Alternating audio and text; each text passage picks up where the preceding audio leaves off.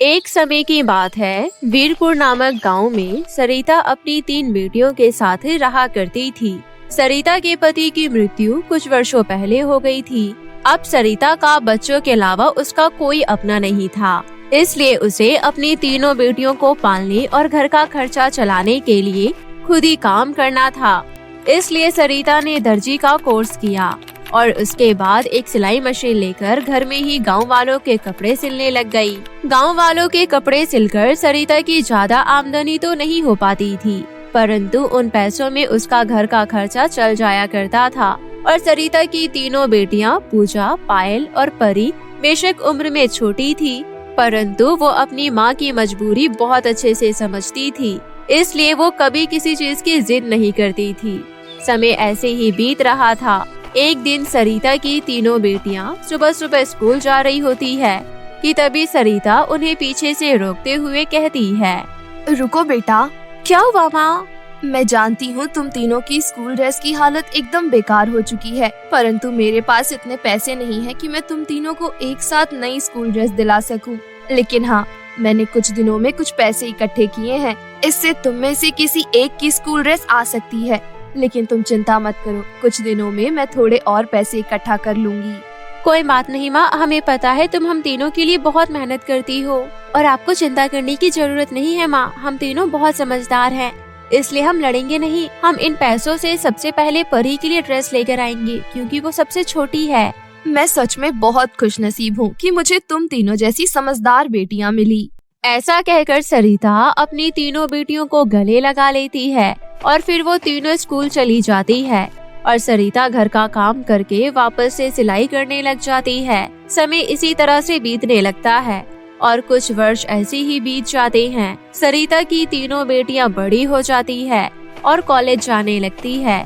फिर ऐसी ही एक दिन सरिता सिलाई कर रही होती है कि तभी गांव की विमला नाम की औरत लहंगे का कपड़ा लेकर सरिता के पास आती है और कहती है, देख सरिता, मैं जानती हूँ कि तू हर कपड़े अच्छे से ही सिलती है, लेकिन ये कपड़ा बहुत महंगा है और इस कपड़े से बना हुआ लहंगा मैं अपनी बेटी की शादी में पहनने वाली हूँ, इसलिए इसे अच्छे से तैयार करना। इसमें कोई भी गड़बड़ नहीं होनी चाहिए।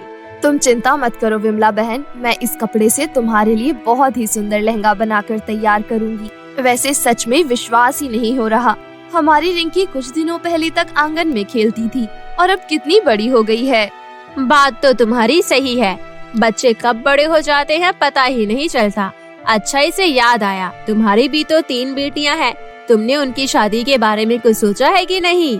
तुम तो जानती हो विमला बहन, बेटियों की शादी में भर भर कर दहेज लगता है और मैं एक गरीब दर्जी हूँ, मेरे पास कोई जमा पूंजी नहीं है।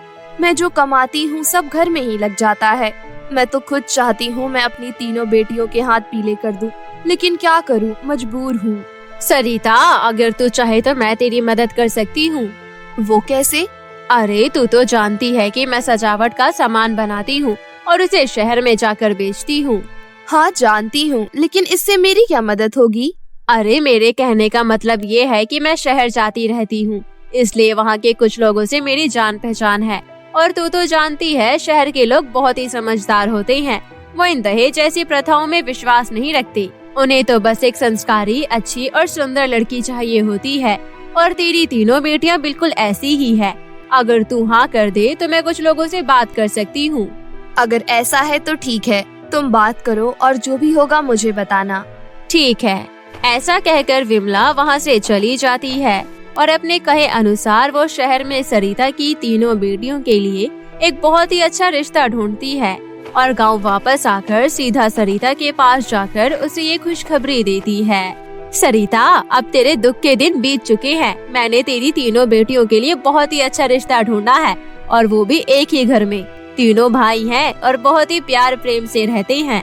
घर का माहौल भी बहुत अच्छा है। तेरी तीनों बेटियां जिंदगी भर खुश रहेगी और सबसे बड़ी बात, वो लोग दहेज जैसी प्रथा में बिल्कुल विश्वास नहीं रखते। अरे वाह, ये तो बहुत ही अच्छी बात है। सच में विमला, आज तूने मुझ पर बहुत ही बड़ा एहसान किया है। अच्छा, ये सब बातें तो होती रहेगी। मैं तो तुझे बताना ही भूल गई कि लड़के वाले 2 दिन बाद तेरे घर पर आ रहे हैं तेरी तीनों बेटियों को देखने के लिए। वैसे तो उन्हें मैंने फोटो दिखाई थी और उन्हें लड़कियां पसंद है, लेकिन फिर भी वो एक बार सामने से देखना चाहते हैं। ऐसा कहकर विमला वहाँ से चली जाती है, परंतु सरिता सोच में पड़ जाती है। 2 दिन में वो लोग आने वाले हैं, लेकिन मेरी तीनों बेटियों के पास ढंग के कपड़े नहीं हैं। अब मैं क्या करूं? सरिता चिंता में होती है कि अब वो क्या करे कि तभी उसे अपनी सिलाई मशीन के आसपास कुछ कतरन पड़े दिखाई देते हैं और सरिता के दिमाग में एक आइडिया आता है। वो उन कतरनों को एक पैटर्न में लगाकर बहुत सुंदर सा कपड़ा तैयार कर लेती है और उस कपड़े से अपनी तीनों बेटियों के लिए सूट सिलकर तैयार कर लेती है। फिर 2 दिन बाद जब लड़के वाले सरिता के घर आते हैं तो उसकी तीनों बेटियों को देखकर बहुत खुश होती हैं और सरिता की तीनों बेटियां भी लड़के वालों की बहुत अच्छे से खातिरदारी करती है। मैंने जितना विमला से सुना था, आपकी तीनों बेटियां तो उससे भी ज्यादा अच्छी, गुणी और संस्कारी है और दिखने में भी बहुत सुंदर है। हमें तो ये रिश्ता मंजूर है। आपका बहुत बहुत धन्यवाद। आप इतने बड़े परिवार से हैं, उसके बाद भी आपने हम जैसे गरीबों से रिश्ता जोड़ा। सच में हम लोग आपके एहसानमंद हैं। इसमें एहसान वाली क्या बात है? इंसान पैसों से अमीर गरीब नहीं होता, बल्कि संस्कारों से होता है और आप लोग तो संस्कार में बहुत अमीर हैं। हमारी तरफ से ये रिश्ता पक्का है और आप लोग दहेज की चिंता मत कीजिए। हम लोग दहेज में विश्वास नहीं रखते। हाँ, बस आप बारातियों का अच्छे से स्वागत कर देना, उसके अलावा हमें कुछ नहीं चाहिए। ऐसा कहकर लड़के वाले रिश्ता पक्का करके वहाँ से चले जाते हैं। सरिता इस रिश्ते से बहुत खुश होती है, परंतु वो अंदर ही अंदर चिंतित भी होती है, क्योंकि वो जानती थी कि शादी की तैयारी करने के लिए उसके पास बिल्कुल भी पैसे नहीं हैं और सिलाई से उसे इतना पैसा नहीं मिलता था कि वो कुछ दिनों में इतने पैसे जोड़ सके कि वो अपनी तीनों बेटियों की शादी अच्छे से कर सके। इसलिए वो सिलाई के साथ साथ एक और काम ढूंढने लग जाती है और उसे गांव के ही एक मंदिर में साफ सफाई का काम मिल जाता है। अब सरिता सुबह सुबह मंदिर में साफ सफाई का काम करने जाती और दिन में आकर सिलाई करती, परंतु इतनी मेहनत करने के बावजूद भी उसके पास ज्यादा पैसे इकट्ठे नहीं हो पा रहे थे, जिस वजह से वो काफी चिंतित थी। और एक दिन मंदिर में झाड़ू पोछा करते हुए वो माता की मूर्ति के सामने उदास होकर खड़ी हो गई और आंखों में आंसू लेकर कहने लगी, हे भगवान, मैं कितनी कोशिश कर रही हूँ कि मैं ज्यादा से ज्यादा पैसे इकट्ठा कर पाऊँ, लेकिन मेरी सारी कोशिश विफल हो रही है। अगर ऐसा ही चलता रहा तो मैं अपनी बेटियों की शादी कैसे कर पाऊंगी? कुछ रास्ता दिखाइए माँ, कुछ मदद कीजिए। सरिता इतना कहती ही है कि तभी कुछ ऐसा होता है जिसे देखकर सरिता को अपनी आंखों और कानों पर विश्वास नहीं होता। सरिता के सामने खड़ी माता की मूर्ति बोल पड़ती है, सरिता, तुम्हारी आत्मा सच में बहुत पवित्र है। तुमने सच्चे मन से मेरी सेवा की है, मेरे धाम को पवित्र रखा है और जीवन भर तुमने बहुत कष्ट झेले हैं। इसलिए अब मैं तुम्हें तुम्हारे इन सभी कर्मों का फल देना चाहती हूँ। ऐसा कहते ही उस माता की मूर्ति के अंदर से एक तेज रोशनी होती है और जैसी ही वो रोशनी खत्म होती है, वहाँ ढेर सारे नोटों का ढेर लग जाता है। उस ढेर को देखकर सरिता की आंखों में आंसू आ जाते हैं और फिर सरिता उसे माता का आशीर्वाद समझकर रख लेती है और उन पैसों को घर ले आती है और फिर बड़ी ही धूमधाम से अपनी बेटियों की शादी की तैयारी करने लगती है। अब धीरे धीरे शादी का समय नजदीक आ जाता है और आज सरिता की तीनों बेटियों की हल्दी होती है। भगवान करे इस हल्दी का रंग मेरी तीनों बेटियों पर बहुत अच्छे से चढ़े और उनके पति परमेश्वर उन्हें बहुत प्यार करें। बेटा, मैं तुम तीनों को यही शिक्षा देती हूँ कि हमेशा अपने बड़ों का आदर करना और छोटों को प्यार देना। ऐसा कहकर सरिता अपनी तीनों बेटियों को गले लगा लेती है। अब शादी की तैयारियां जोरों पर होती है, लेकिन तभी शादी से एक दिन पहले सरिता को याद आता है कि वो अपनी तीनों बेटियों का ब्राइडल लहंगा लाना ही भूल गई है।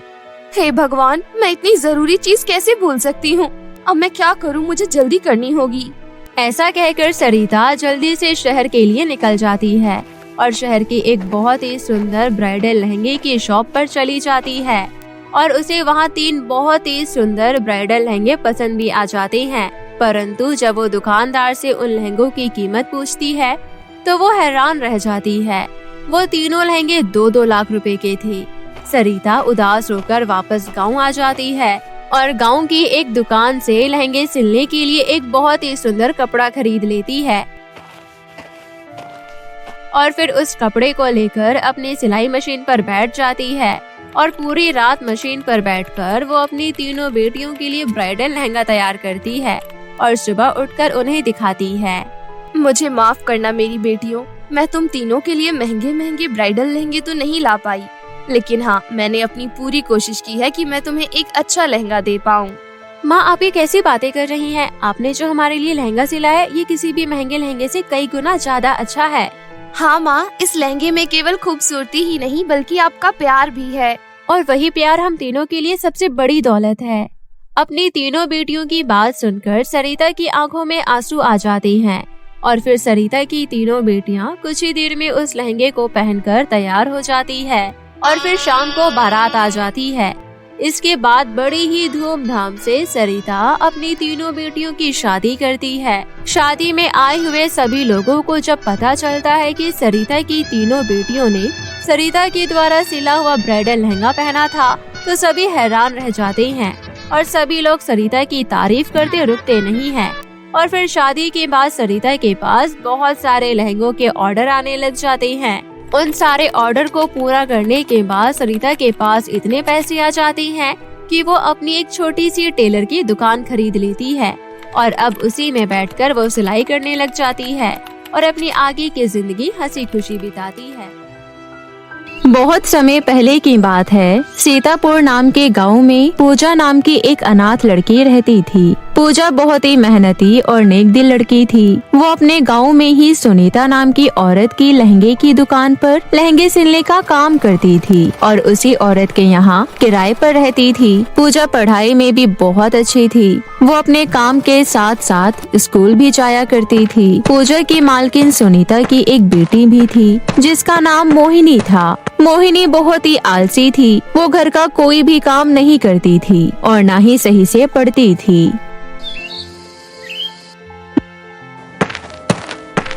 मोहिनी बेटी, ओ मोहिनी बेटी, उठ जा, सुबह हो गई। क्या हुआ माँ, सुबह सुबह क्यों चीख रही हो? सोने दो ना। बेटी 9 बजने वाले हैं, स्कूल के लिए देरी हो जाएगी बेटी।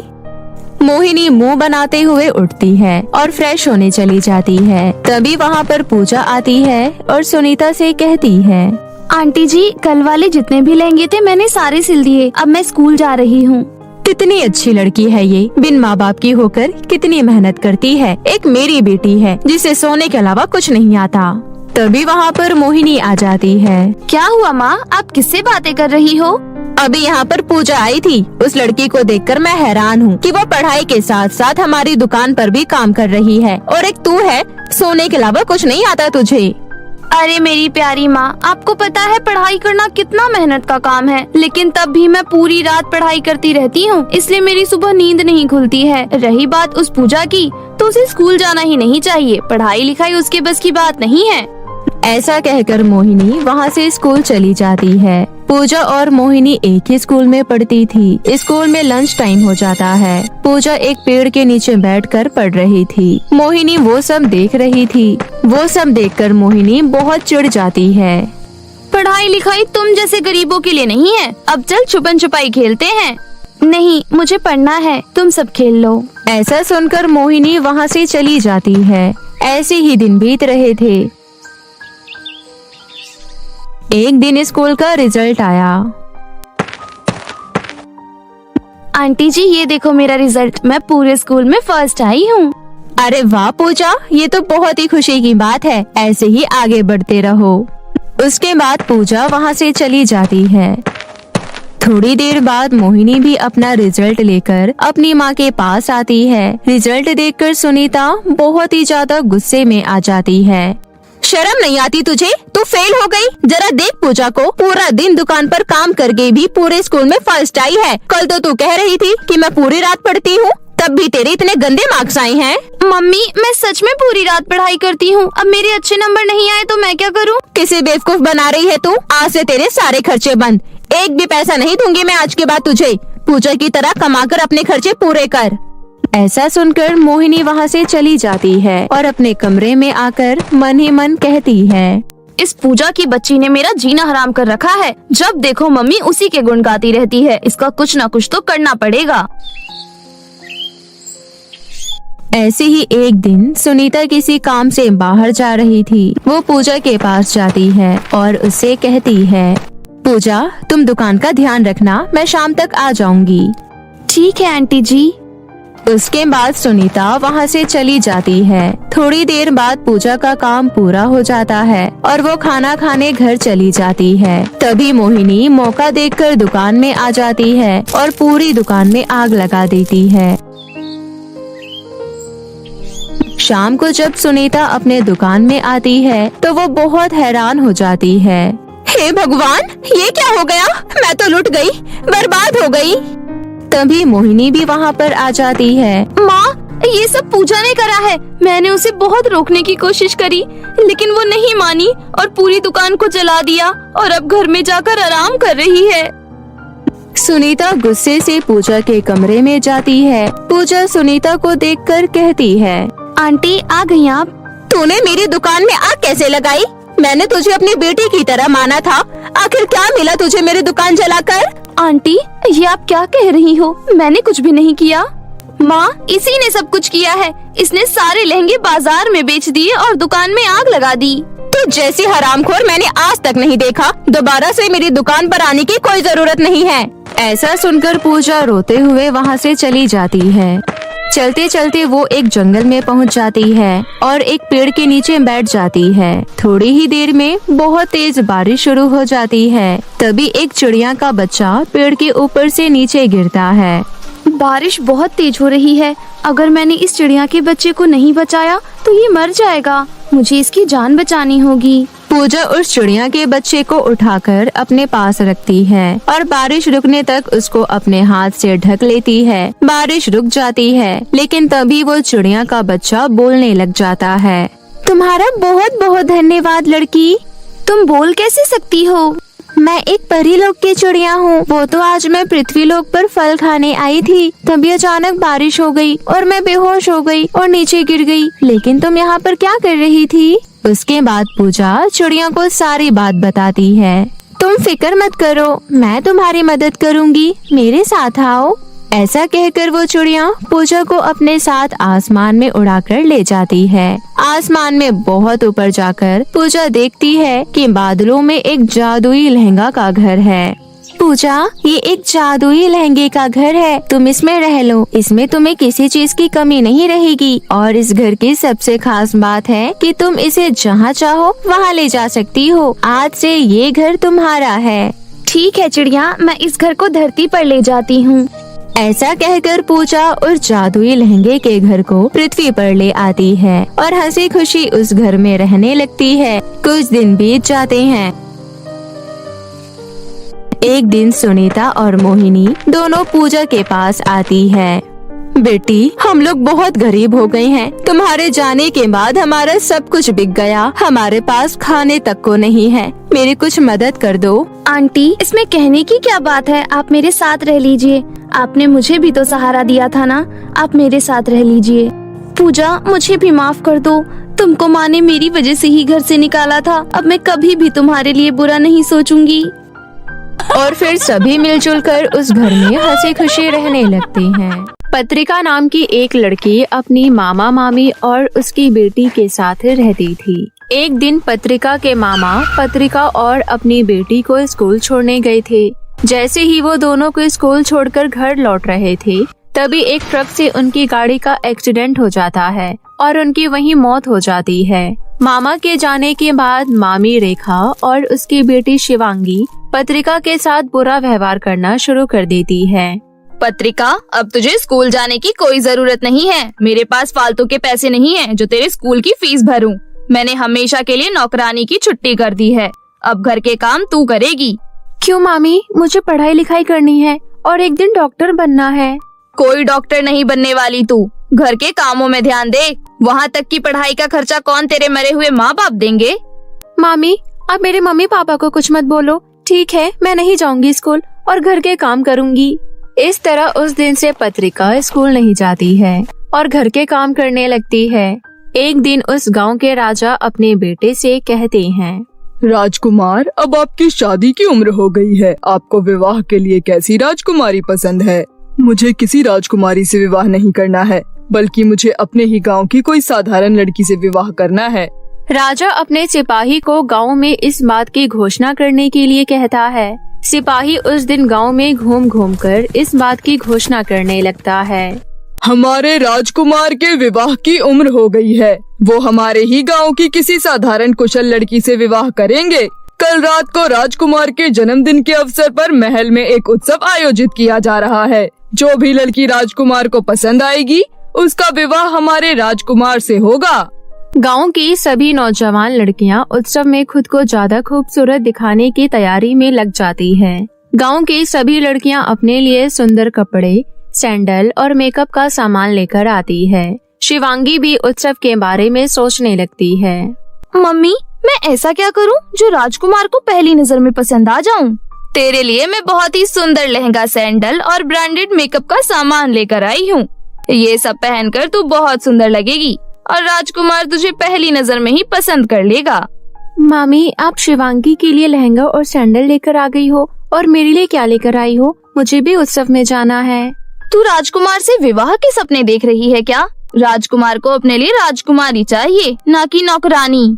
नहीं, मैं तो महल का उत्सव देखना चाहती हूँ। मुझे राजकुमार से विवाह करने में कोई दिलचस्पी नहीं है। अगर तुझे राजकुमार से विवाह करने में कोई दिलचस्पी नहीं है तो उत्सव देखने में भी कोई दिलचस्पी मत रख। बड़ी आई उत्सव जाने वाली, तेरा वहाँ कोई काम नहीं है। तुझे कितनी बार बोला है इस घर से बाहर कदम रखने के बारे में सोचा भी मत कर। तू इस घर की नौकरानी है और घर की नौकरानी बनकर चुपचाप सारा काम किया कर। चुपचाप से खाना बना, हम दोनों कल के उत्सव की तैयारी करने जा रहे हैं। पत्रिका उदास होकर खाना बनाने चली जाती है। अगले दिन शिवांगी सुबह जल्दी से उठ जाती है। अरे वाह मेरी बिटिया, आज इतनी सुबह सुबह उठ गई। हाँ मम्मी, राजकुमार को सामने से देखने का बेसब्री से इंतजार कर रही हूँ। अब बस जल्दी से रात हो जाए।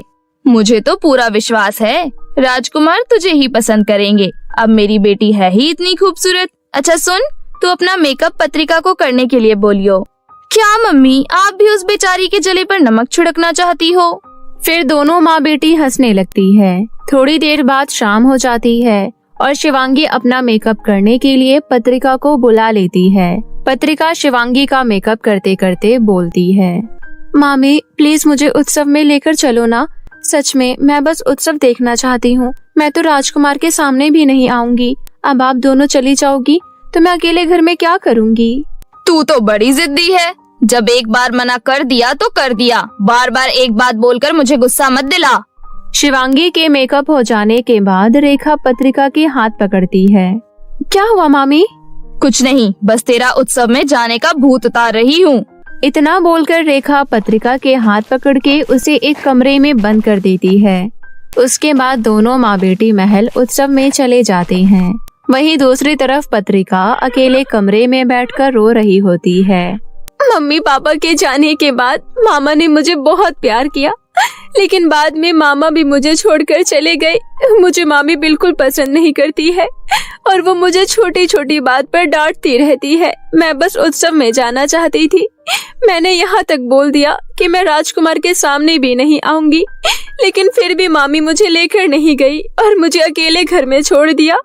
मैं कभी ऐसे अकेले नहीं रही, इसलिए मुझे बहुत डर लग रहा है। मामी और शिवांगी मेरे साथ ऐसा व्यवहार करते हैं कि जैसे पिछले जन्म के दुश्मन हूँ मैं इनकी। तभी वहाँ पर एक परी आ जाती है। आप कैसे आई? मैं यहाँ से गुजर रही थी, तभी बाहर मैंने तुम्हारी रोने की आवाज सुनी, इसलिए मैं अंदर आ गई। पहले तो तुम रोना बंद करो और अपनी परेशानी मुझे बताओ। पत्रिका अपनी मामी और शिवांगी के बारे में परी को सारी बातें बता देती है। सारी बातें सुनने के बाद परी बोलती है, तुम बहुत अच्छी लड़की हो और अब तुम्हारे जीवन में खुशियाँ आने वाली है। इतना बोलकर परी अपनी जादुई छड़ी घुमाती है और वहाँ एक लहंगा और सैंडल प्रकट कर देती है। तुम ये लहंगा और सैंडल पहनकर उत्सव में जा सकती हो। और मैं अकेले उत्सव में नहीं जा सकती हूँ क्योंकि मुझे महल का रास्ता नहीं पता है। ये लहंगा जादुई है, ये तुम्हें नौकरानी से एक खूबसूरत लड़की में बदल देगी। और ये सैंडल भी जादुई है, जब भी तुम अपने मन में कहीं जाने की सोचोगी तो तुम ये सैंडल पहन लेना। ये जादुई सैंडल तुम्हें अपने आप वहाँ पहुँचा देगी। अब तुम उत्सव में जाने के लिए तैयार हो जाओ। आपका बहुत धन्यवाद परी, सच में मेरे जीवन में खुशियाँ आ गई। परी वहाँ से चली जाती है और पत्रिका जादुई लहंगा और सैंडल पहनकर तैयार हो जाती है। उसके बाद पत्रिका बोलती है, जादुई सैंडल मुझे महल तक पहुँचा दो। उसके बाद पत्रिका महल के अंदर पहुँच जाती है। पत्रिका बहुत खूबसूरत लग रही थी, इसलिए सबकी नजर पत्रिका पर ही थी। उत्सव में आई लड़कियां पत्रिका को देखकर बातें करने लगती है। अरे ये कौन है? मैंने हमारे गांव में इतनी खूबसूरत लड़की तो कभी नहीं देखी। लगता है पास वाले गांव से आई है। नहीं, उत्सव में तो बस हमारे गांव की लड़कियां ही आ सकती थी। लगता है हमारे गांव की ही है, लेकिन हमने इसे आज से पहले क्यों नहीं देखा? इस तरह लड़कियां उसको देखकर आपस में बहुत बातें करती हैं। शिवांगी भी पत्रिका की तरफ देखती है, लेकिन उसे पहचान नहीं पाती है। कुछ ही देर में राजकुमार उत्सव में आते हैं। शिवांगी, देख, ये लड़की उत्सव में सबसे ज्यादा खूबसूरत लग रही है। कहीं राजकुमार उसे ना पसंद कर लें, इसलिए तू उसके सामने जाकर खड़ी हो जा। शिवांगी पत्रिका के सामने जाकर खड़ी हो जाती है। राजकुमार ने बहुत पहले ही पत्रिका को देख लिया था, इसलिए वो शिवांगी को साइड करके पत्रिका के पास जाते हैं। राजकुमार को पहली नजर में पत्रिका पसंद आती है, इसलिए वो उसे अपने राजकुमारी के रूप में पसंद कर लेते हैं। तुम बहुत खूबसूरत हो, क्या तुम मेरे से विवाह करोगी? नहीं राजकुमार, मैं आपके साथ विवाह नहीं करूंगी। लेकिन क्यों? सारी लड़कियां मुझसे विवाह करना चाहती हैं और तुम मुझे मना कर रही हो। मैं आपसे विवाह करने के लिए इसलिए मना कर रही हूँ क्योंकि मैं जैसी अभी लग रही हूँ वैसी असल में नहीं हूँ। मैं तो नौकरानी का काम करती हूँ और मेरे कपड़े नौकरानी जैसे ही होते हैं। पत्रिका की सच्चाई देखकर राजकुमार उसे पहले से भी ज्यादा पसंद करने लगते हैं। मुझे इन बातों से कोई फर्क नहीं पड़ता है। तुम बहुत सच्ची लड़की हो, इसलिए चाहे कुछ भी हो जाए मैं तुमसे ही विवाह करूँगा। वैसे तुम्हारा नाम क्या है? मेरा नाम पत्रिका है। इस गांव में मेरी मामी रेखा रहती है। मैं उन्हीं के घर में रहती हूँ और घर का सारा काम करती हूँ। पत्रिका के ऐसा बोलते ही वहाँ मौजूद सभी लड़कियाँ उसे पहचानने लगती है। तभी रेखा राजकुमार के पास जाती है और बोलती है, राजकुमार, आप इस नौकरानी से विवाह क्यों कर रहे हैं? ये आपके लायक बिल्कुल भी नहीं है। आप मेरी बेटी शिवांगी को देखिए, ये भी बहुत खूबसूरत है और हर काम में कुशल है। मैंने फैसला कर लिया है, मैं पत्रिका से ही विवाह करूँगा। पत्रिका, तुम्हें किसी से डरने की कोई जरूरत नहीं है और तुम्हारे मन में जो है मुझे बोलो। राजकुमार के ये बोलने के बाद पत्रिका विवाह के लिए हाँ कर देती है। मैं 2 दिन बाद पत्रिका से विवाह करूँगा। गांव के सभी लोग मेरे विवाह में जरूर शामिल होना। 2 दिन बाद पत्रिका और राजकुमार का विवाह हो जाता है। इस तरह दोनों माँ बेटी को अपने किए पर अफसोस करने के सिवा कुछ नहीं बचा और दूसरी तरफ पत्रिका राजकुमार के साथ हंसी खुशी जीवन व्यतीत करने लगती है। हरियाली परी की जादुई मेहंदी। विक्रमपुर गांव में सुहानी नाम की लड़की अपनी माँ के साथ रहती थी।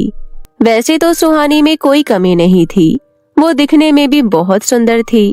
बस उसमें एक ही कमी थी और वो कमी ये थी, जब भी वो अपने हाथों में मेहंदी लगाती तो उसके हाथों में मेहंदी बिल्कुल भी नहीं रचती थी। इस वजह से उसके साथ की सारी सहेलियां उसका बहुत मजाक उड़ाती थी और उस पर हंसती थी। सावन का महीना चल रहा था। सावन के महीने में सारी लड़कियां अपने हाथों पर मेहंदी लगाती है।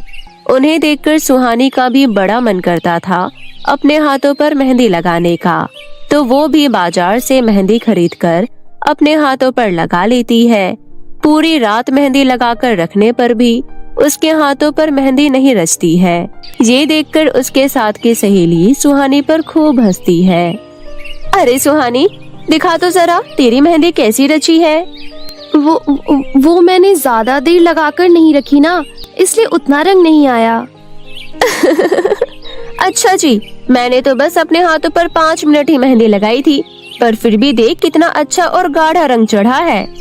हाँ शीतल, मैंने भी बस मेहंदी लगाकर आधा घंटा ही रखा था, फिर भी देख मेरी मेहंदी भी कितनी अच्छी रची है। सुहानी मेहंदी लगाकर पूरे 1 दिन भी रखे तब भी इसके हाथों पर रंग नहीं चढ़ने वाला। सही कह रही हो तारा, मैं तो सोच रही हूँ जब इसकी शादी होगी तभी अपनी शादी में मेहंदी कैसे लगाएगी।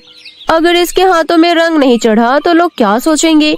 इसके ससुराल वाले तो इसको खूब ताने देंगे कि दुल्हन बिना मेहंदी के ही तैयार हो गई है। शादियों में मेहंदी लगाना शुभ माना जाता है, और दुल्हन का जितना गाढ़ा रंग चढ़ता है उतना अच्छा माना जाता है। खैर कोई बात नहीं। अपनी सहेलियों की ऐसी बातें सुनकर सुहानी अक्सर दुखी हो जाया करती थी। ऐसे ही कुछ समय बीत जाता है और कुछ समय बाद सुहानी की शादी फिक्स हो जाती है। सब लोग बहुत खुश थे, परंतु सुहानी थोड़ी उदास थी।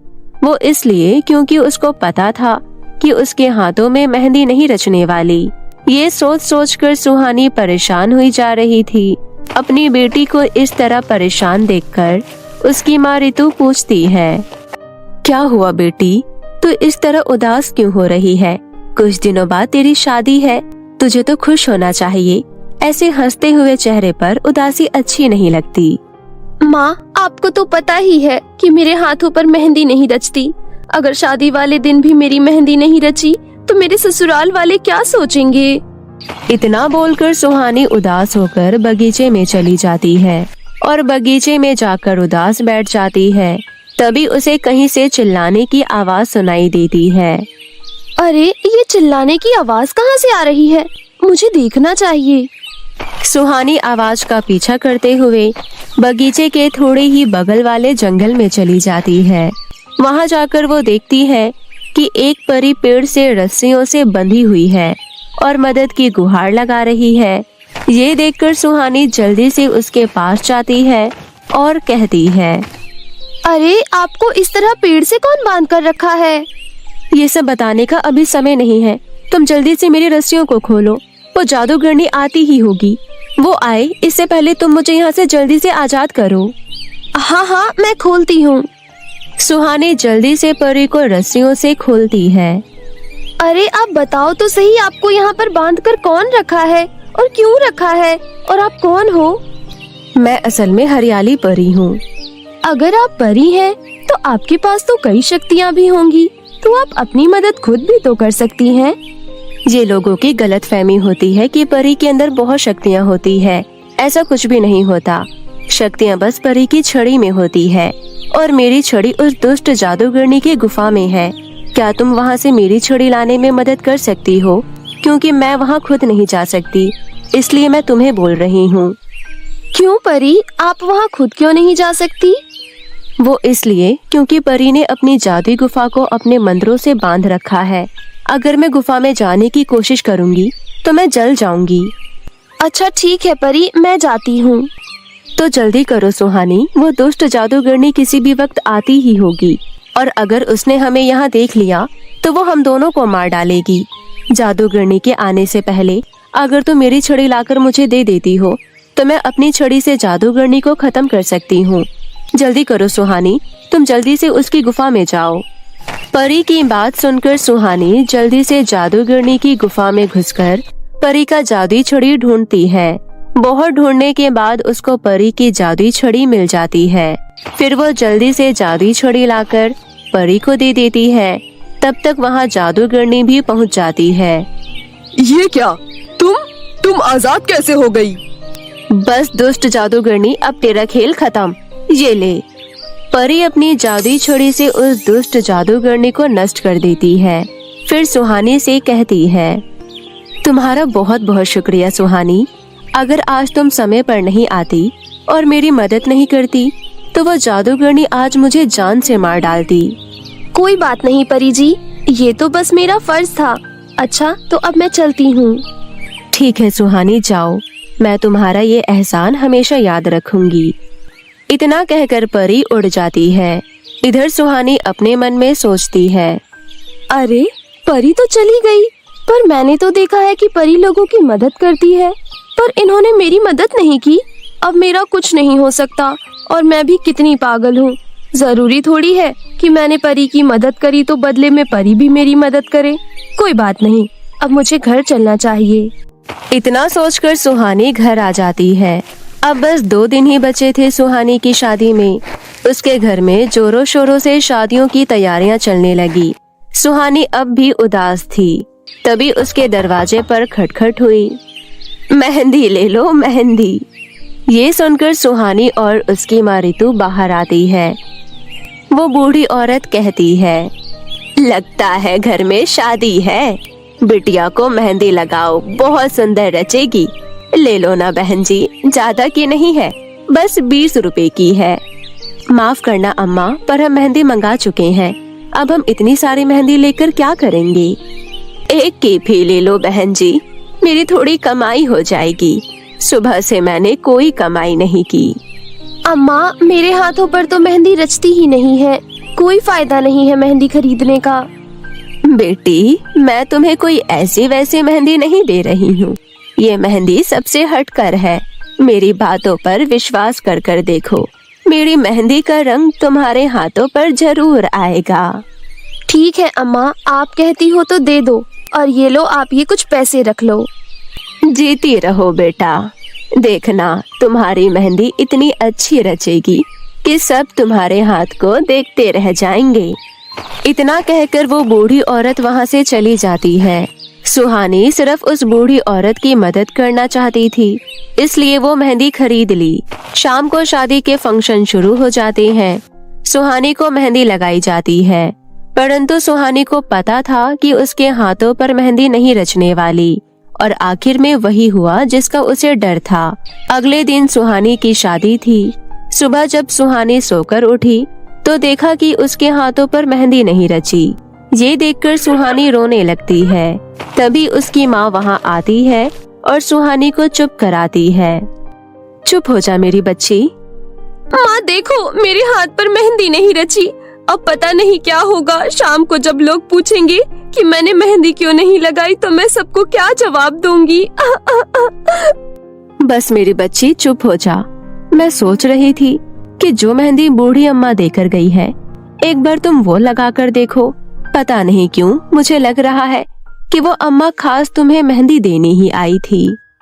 अरे माँ, मैंने तो बस उनसे इसलिए मेहंदी खरीद ली ताकि उनकी थोड़ी मदद हो जाए, पर आप कह रही हैं तो एक बार उनकी मेहंदी भी लगा कर देख लेती हूँ। मेरे पास और कोई रास्ता भी तो नहीं है। माँ, शाम को मेरी बारात आ जाएगी। अगर मेरी मेहंदी नहीं लगी तो मैं दुल्हन के रूप में वहाँ कैसे जाऊंगी? मेहंदी तो दुल्हन की शोभा होती है। सुहानी बूढ़ी अम्मा की दी हुई मेहंदी लगाती है। मेहंदी लगाने के थोड़ी देर बाद ही वो मेहंदी सुहानी के हाथों पर रचने लगती है, जिसे देखकर सुहानी और उसकी माँ चौंक जाती हैं। अरे माँ देखो, इस मेहंदी का रंग मेरे हाथों पर चढ़ रहा है। हाँ बेटा, मैं भी यही देख रही हूँ। सब ऊपर वाले की कृपा है। सुहानी की खुशी का ठिकाना नहीं था। अब सुहानी बहुत खुश थी। सुहानी अपने कमरे में बैठकर अपने हाथों को निहार रही थी। तभी वहाँ हरियाली परी प्रकट होती है और कहती है, सुहानी। अरे परी जी, आप यहाँ? हाँ सुहानी, तुम्हें क्या लगा कि मैं तुम्हारी मदद नहीं करूँगी? मैं तुम्हें देखते ही तुम्हारी परेशानी समझ गई थी। मैं चाहती तो उस वक्त भी तुम्हारी मदद कर सकती थी, परंतु मैं तुम्हें थोड़ा परखना चाहती थी। तुम वाकई में बहुत ही अच्छी लड़की हो। तुमने उस बूढ़ी अम्मा से ये सोचकर मेहंदी खरीदी कि ताकि उनका खर्चा निकल जाए। मुझे बहुत अच्छा लगा। असल में वो बूढ़ी अम्मा के रूप में मैं ही थी, और ये जो मेहंदी तुम्हारे हाथों पर लगी है, ये जादुई मेहंदी है। इस मेहंदी को लगाकर तुम जो भी मांगोगी वो तुम्हें मिल जाएगा। इसे तुम मेरी तरफ से आशीर्वाद समझना, और ये मेहंदी कभी खत्म नहीं होगी। इतना कहकर परी वहाँ से चली जाती है। सुहानी अब बहुत खुश होती है। फिर वो अपनी मेहंदी से अपने लिए एक बहुत ही प्यारा सा लहंगा मांगती है, और उसके सामने बहुत ही सुंदर सा लहंगा प्रकट हो जाता है। ये देखकर तो सुहानी और भी ज्यादा खुश हो जाती है। अरे वाह, ये मेहंदी तो सचमुच जादुई है। अरे वाह, ये मेहंदी तो सचमुच में जादुई है। आपका बहुत बहुत शुक्रिया हरियाली परी। सुहानी आवाज लगाकर अपनी माँ को बुलाती है और अपनी माँ को सारी बात बताती है। ये सुनकर उसकी माँ रितु भी बहुत खुश होती है। शाम को सुहानी की बारात आ जाती है। सुहानी अपने जादुई मेहंदी से मांगे हुए लहंगे को पहनकर बहुत ही अच्छे से तैयार होती है। सुहानी के हाथों में इतनी अच्छी मेहंदी रचा देख उसके साथ की सहेलियां सुहानी से जलने लगती है, परंतु सुहानी को इससे कोई फर्क नहीं पड़ता है। सुहानी को देखकर उसके ससुराल वाले सुहानी की बहुत तारीफ करते हैं और इस तरह सुहानी की शादी बहुत ही धूमधाम से हो जाती है। सुहानी खुशी खुशी अपनी माँ से विदा लेकर अपने ससुराल पहुँच जाती है।